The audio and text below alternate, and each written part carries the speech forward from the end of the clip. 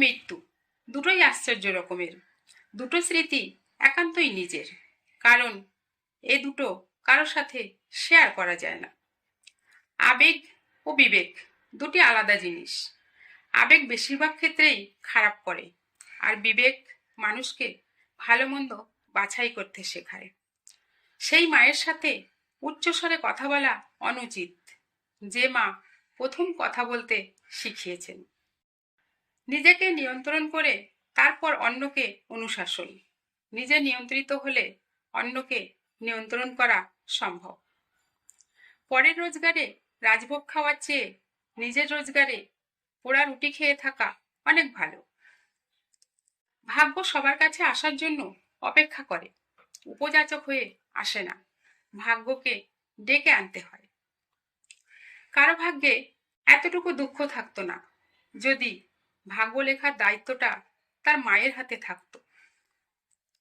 সাফল্য জীবনে তখনই আসে যখন একজন মানুষ তার নিজের ক্ষমতা কোনো কাজে লাগিয়ে দেয়। সময় বেশি লাগলেও ধৈর্য সহকারে কাজ করলে প্রতিষ্ঠা পাওয়া যায়। যেখানে পরিশ্রম আছে সেখানে সাফল্যও আছে। কখনো কোনো কাজে হাল ছেড়ে দিতে নেই। এখনকার দাঁতে দাঁত চেপে করা চেষ্টাগুলি একদিন বিজয়ী খেতাব দেবে।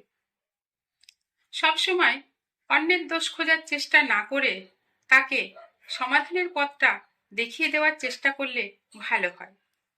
সাফল্য পেতে হলে অন্যের চেয়ে বেশি জানুন, অন্যের চেয়ে বেশি কাজ করুন, অন্যের চেয়ে কম আশা করুন। কেউ আপনাকে মূল্য দিক আর না দিক, সৎ কাজ করলে এর প্রতিদান মানুষ হয়তো না দিতে পারে, কিন্তু ঈশ্বর অবশ্যই দেবেন।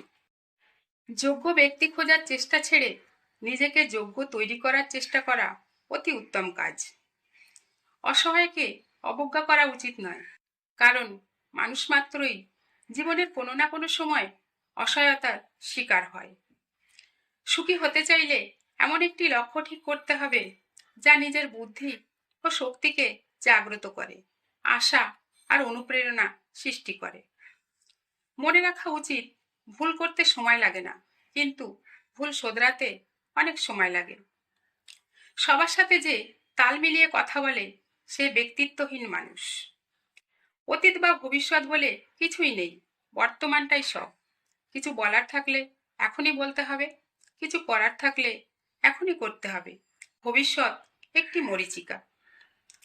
খাবার যতই দামি হোক, পচে গেলে তার যেমন কোনো দাম থাকে না, তেমনি যে মানুষের মনুষ্যত্ব নেই তার কোনো দাম নেই। নানাভাবে শিক্ষা পেলেও দুর্জন ব্যক্তি কখনো সাধু হয় না। নিম গাছ যেমন আমূল জলসিক্ত কিংবা দুধে ভিজিয়ে রাখলেও তিক্ত থেকেই যায়। জীবনে যত আঘাত আসবে তত কাছের মানুষগুলোকে চেনা যাবে কে কতটা আপনজন।